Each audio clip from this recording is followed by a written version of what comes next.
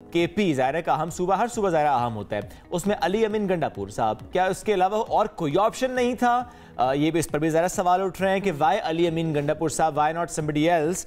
और इस पर हम बात भी करेंगे चूँकि हम आम इंतखाबात के बाद देख रहे हैं कि हुकूमत की तश्कील जो है उसमें एक बड़ी पेशरफ्त ज़ाहिर सामने है। जिस तरह हम इत्तेहाद की बातें करते आ रहे हैं, Noon league peoples party, MQM Pakistan, Qaf league Istehkam Pakistan party और बलूचिस्तान अवामी पार्टी, जिस तरह विफाक में मिलकर हुकूमत बनाने का उन्होंने ऐलान किया है। और ऐसे में अब हम देख रहे हैं कि नवाज शरीफ साहब तो थोड़ा सा पीछे हट गए हैं, लेकिन शहबाज शरीफ साहब हमें आगे आते नजर आ रहे हैं। वो फिर भी कह रहे हैं, मैं रिक्वेस्ट करूंगा कि नवाज शरीफ साहब ये ओहदा संभालने की कहना है उन्होंने भी ना, बैलेंस भी तो करना होता है बातों में। पीपल्स पार्टी बड़ा अच्छा इसमें प्ले कर रही है कि हम वोट भी देंगे लेकिन साथ भी नहीं होंगे। स्मार्ट प्ले करिए, smartest play by people's party. लेकिन चले बात हम जरा PTI की करते हैं, स्पेशली अगर हम KP की बात करें, क्योंकि KP में इस वक्त अक्सरियत हासिल है PTI बैक कैंडिडेट्स को, और PTI उसमें आसानी के साथ हुकूमत बना सकती है, जिसके हवाले से तर्जुमान तहरीक इंसाफ ने जिस तरीके से बात की है और कहा है कि हम KP में जमात इस्लामी से इत्तेहाद करेंगे और पंजाब में और वफाक के लिए हम मजलिस वहदतुल मुस्लिमीन के साथ इत्तेहाद करेंगे। तो इस इत्तेहाद के साथ किस तरह आगे चलेंगे, इस पर आज हम बात कर लेते हैं। PTI के रहनुमा तैमूर सलीम झगड़ा साहब साथ मौजूद। बहुत शुक्रिया, आपने वक्त दिया। सर पहले तो मुझे यही बताइएगा कि अली अमीन गंडापुर साहब वाई, कोई और क्यों नहीं, और अगर ये हैं तो कैसे इसको जस्टिफाई करेंगे कि ये बहुत अच्छा कैंडिडेट है आपकी तरफ से, PTI की तरफ से एज CM KP? देखिए, पहली चीज तो ये है कि खान साहब का फैसला है, बात तो वहां पे खत्म हो जाती है। दूसरी चीज उस्मान बुज़दार साहब का भी ज़ाहिर है उन्होंने फैसला किया, बात खत्म ना हुई ना सर? नहीं, सॉरी, बोलने भी दें। जी, ये कंपैरिजन नहीं बनती उस्मान बुज़दार से। अली अमीन ठीक है, अली अमीन सूबे के प्रेसिडेंट रहे, अली अमीन 5 साल सूबाई मिनिस्टर रहे, अली अमीन 5 साल फेडरल मिनिस्टर रहे, ठीक है। अब आपने खुद जो मरियम नवाज के बारे में कहा, उसके बाद आप बताएं। नहीं, वो चले ठीक है, वो सारे मामलात अपनी जगह पे, लेकिन अली अमीन साहब के बारे में पार्टी के अंदर से भी इख्तलाफात भी तो सामने आ रहे हैं ना। तो इस वक्त तो सबकी सुन्नी, सबको सेम पेज पे होना भी तो बहुत जरूरी है। चले मैं एक्सटर्नल बात नहीं कर रही कि लोग बात करें, बाकी जमातें बात कर रही हैं, और जाहिर है खवातीन के हवाले से कुछ उनके जो रिमार्क्स सामने आए, उस हवाले से खवातीन जो वुमेन एक्टिविस्ट है वो भी काफ़ी सारी सामने आके बात इस हवाले से ज़रूर कर रही हैं। तो क्या पार्टी के अंदर से जो इख्तलाफात है उसको कैसे डील करेंगे? कौन से इख्तलाफात जी? अच्छा, आप भी राजी हैं? किसको?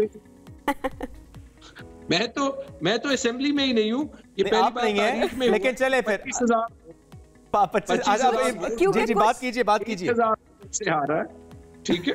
पहली बात, असद कैसर ने सपोर्ट किया है पब्लिकली, अच्छा, आतिफ खान ने सपोर्ट किया है पब्लिकली, मैंने सपोर्ट किया है पब्लिकली। अच्छा, तो कौन से इख्तिलाफात जी? मुश्ताक गनी साहब के भी कोई इख्तिलाफात नहीं है इनसे? मुश्ताक गनी साहब से पूछे। देखिए, अगर किसी की ख्वाहिश है चीफ मिनिस्टर बनने की, तो ये तो अच्छी बात है ना कि ये आइन उस पार्टी के आइन में नहीं लिखा, जैसे PMLN की पार्टी के आइन में लिखा है कि अगर आपका सरनेम शरीफ ना हो तो आप कोई भी ओहदा नहीं ले सकते, क्योंकि आप 2nd क्लास या 3rd क्लास सिटीजन है पार्टी के। तो उसमें ख्वाहिशात लोगों की होनी चाहिए।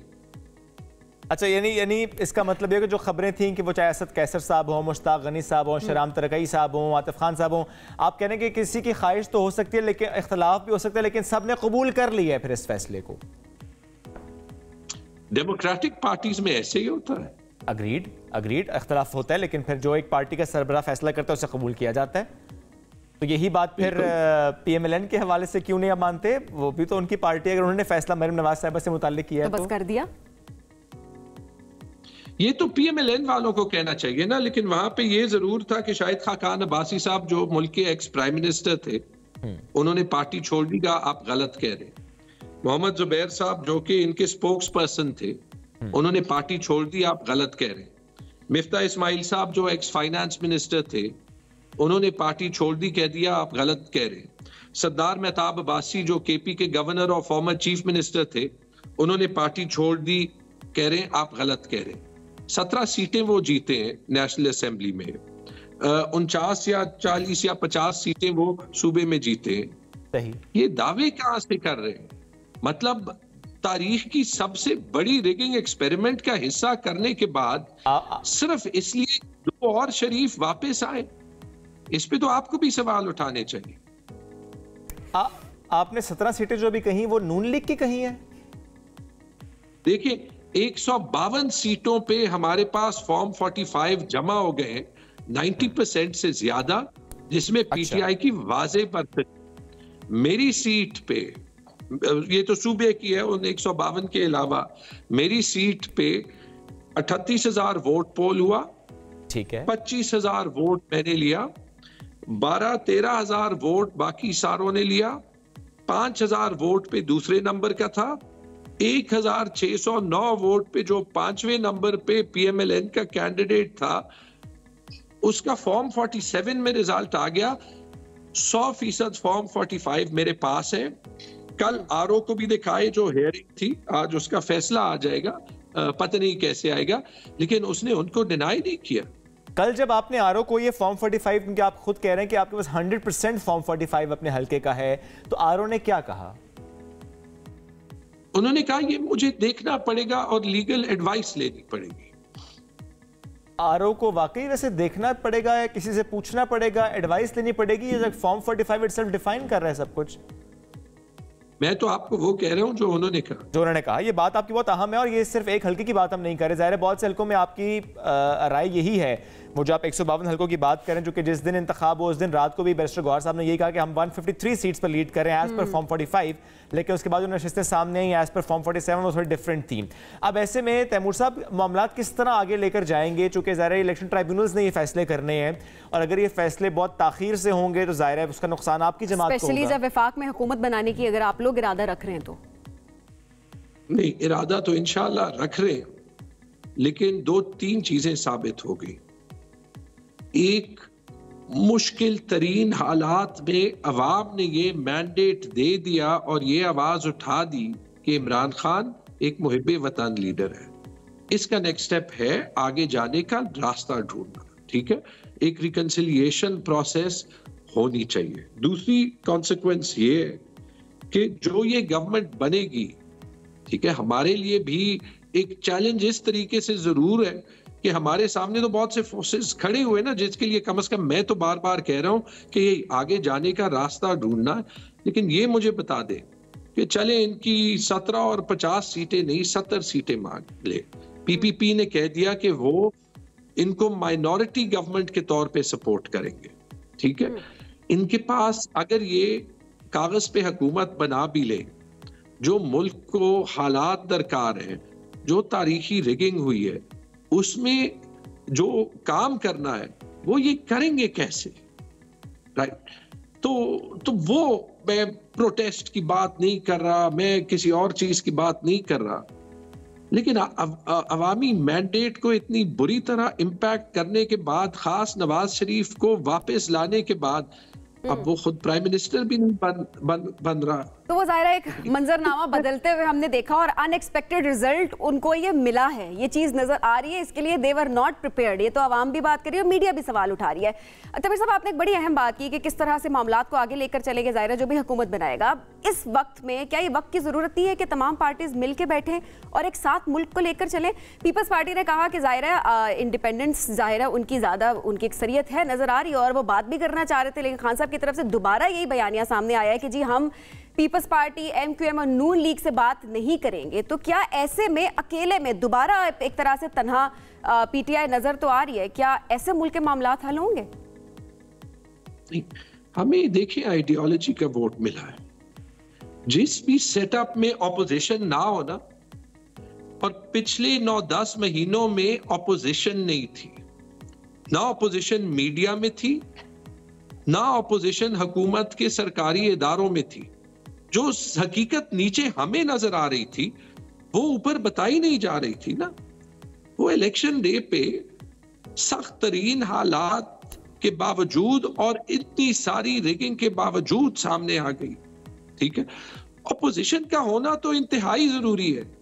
केपी की असेंबली की मिसाल ले लें, जो मैंडेट मिला है पीटीआई को, अगेन रिगिंग के बाद जो मेरे साथ हुआ है, पेशावर की 8 सीटों पे हुआ है, और जो कहानी इसकी बाहर आएगी, खौफनाक कहानी आई, ठीक है? लेकिन मुझे जो एक्चुअली एक डर है वो ये है कि 90% सीटें तब भी जीतने के बाद हमारी ऑपोजिशन या तनकीद पब्लिक को करनी पड़ेगी, क्योंकि असेंबली में तो ऑपोजिशन होगी नहीं। This is not a healthy environment. लेकिन केपी में भी तो सर दीगर जमातें इल्जाम ये आयद कर रही हैं, आप तो खुद तो ज़ाहिर अपनी सीट के हवाले से बात कर रहे हैं, लेकिन बाकी जमातें कहते हैं केपी में भी धांधली हुई है, इलेक्शन कमीशन शायद इसका नोटिस लेकर अब तहकीकात भी करेगा। तो ऐसे मामलात में कहीं ये खदशा तो नहीं कि सीट्स और कम हो जाएंगी पीटीआई की? यार अगर इन हालात में कोई ये कहे कि पीटीआई के हक में किसी ने धांधली की है तो खुदा का खौफ करे, उसको तो आप डायरेक्टली जवाब दे दे। मतलब ये तो मेरे ख्याल में ये पिछले 2023 के शुरू होने के बाद का सबसे बड़ा जोक मैं सुन रहा हूँ। अच्छा तैमूर साहब, एक बात और, अब जो वुमेन रिजर्व सीट्स मिलनी है, अगर आप लोग MWM में शामिल हो जाते हैं, ज़ाहिर है उसका ऐलान अगर हो चुका है और फिर विफाक में गवर्नमेंट बनाने की कोशिश आप लोग करते हैं, ज़रा कोशिश तो करेंगे आप लोग भी, तो ऐसे में रिजर्व सीट्स किस तरह मिलेंगी? चूँकि खबरें यही आ रही हैं कि अगर MWM में जाते हैं तो उनकी तरफ से जो रिजर्व सीट्स की फहरिस्त दी गई उसमें ऑलरेडी 2 खवातीन के नाम है और नई फहरिस्त दी जा नहीं सकती। तो इस मामले को कैसे लेकर चलेंगे कि आपके नशिस्तों के अगेंस्ट आपको रिजर्व सीट्स मिल जाएँ? देखिए असूल के तौर पे और कानून के तौर पे जो मेरी अंडरस्टैंडिंग भी है एज ए लेमैन कानून को पढ़ के, और उसके साथ जो वकीलों की भी राय है, चाहे हम MWM की पार्टी जैसी पार्टी ज्वाइन करें या टेक्निकली ज्वाइन करें, सिर्फ ताकि जो हॉर्स ट्रेडिंग हमारे MNAs या MPAs के साथ हो वो ना हो, उस पर भी रिजर्व सीटें मिलनी चाहिए, क्योंकि वो फहरिस्त बाद में बढ़ जाती है, बहुत से प्रेसिडेंट्स मौजूद हैं।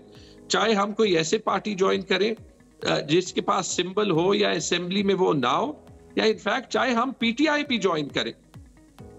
ये बड़ी इंपॉर्टेंट बात है। ऐसी कोई पार्टी ज्वाइन की जा सकती है सर? एक सेकंड पॉइंट पूरा कर लो।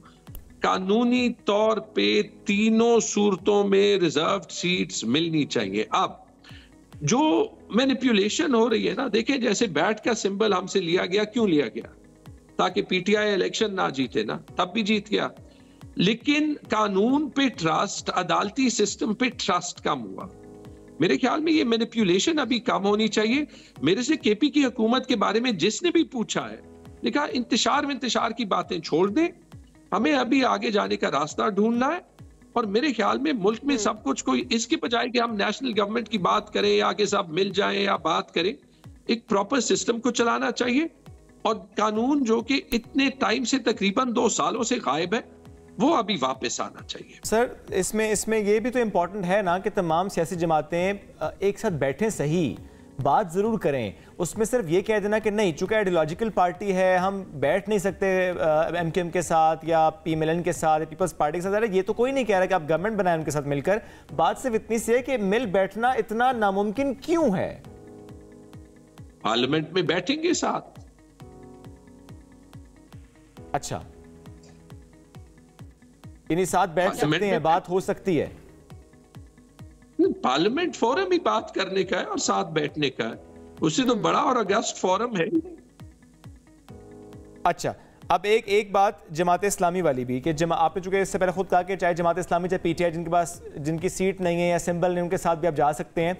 अब इस पर ज़ाहिर है इलेक्शन कमीशन एक बेहतर मौक़िफ़ दे पाएगा, लेकिन जमात इस्लामी के पास केपी में नशिस्त नहीं है। जमात इस्लामी से इत्तेहाद की जो बात हो रही है, खुद जमात इस्लामी के कुछ रहनुमा कह रहे हैं कि अभी सिर्फ ऑफर आई है, हम देख रहे हैं इसको। अब 2 बातें, एक ये कि क्या वाकई जमात इस्लामी ने एक्सेप्ट कर ली है, और दूसरी बात कि विदाउट हैविंग एनी सीट इन केपी कैसे करेंगे इल्हाक और कैसे बढ़ेगा आगे मामला? पहले तो मैं जमात इस्लामी की प्रिंसिपल स्टैंड की खास तौर पे नईमुर रहमान साहब ने जो सीट छोड़ी, देखिए इन चीजों को हाईलाइट करना चाहिए। ये मुझे बताएं पाकिस्तान तारीख में कोई विनिंग कैंडिडेट ने कभी सीट छोड़ी है? क्योंकि वो ये पूरे मुल्क में इलेक्शन की रिगिंग की अक्कासी करता है। अच्छा, पेशावर में उनके सारे कैंडिडेट्स ने एंडोर्स कर दिया कि जो 8 सीटें हम हारे हैं वो हम जीते, ये भी ऑन रिकॉर्ड जरा लाई जाए। तीसरी चीज हुआ ये कि जब जमात इस्लामी के साथ ये अलायंस का ऐलान हुआ तो वो 2 सीटें शायद असल में हम ही जीते थे, लेकिन जैसे हमारी पेशावर की सीटों पे रिकाउंटिंग नहीं हो रही, वहां पे उसके बाद इमीडिएटली रिकाउंटिंग हो गई और वो सीटें हमें मिल गई। मेरी तो ख्वाहिश जाती तौर पे ये होगी कि ये पेशावर में भी ये सीटें जमात इस्लामी जीत चुका होता तो शायद हमारी सीट्स की भी रिकाउंटिंग हो जाती और जल्दी हमें मिल जाती। तो जाती अफसोस तो थोड़ा सा ये हो रहा है, लेकिन इंशाल्लाह इसका हल निकल जाएगा। इसका हल निकलेगा। तैमूर सलीम शगर साहब बहुत शुक्रिया, साथ मौजूद थे।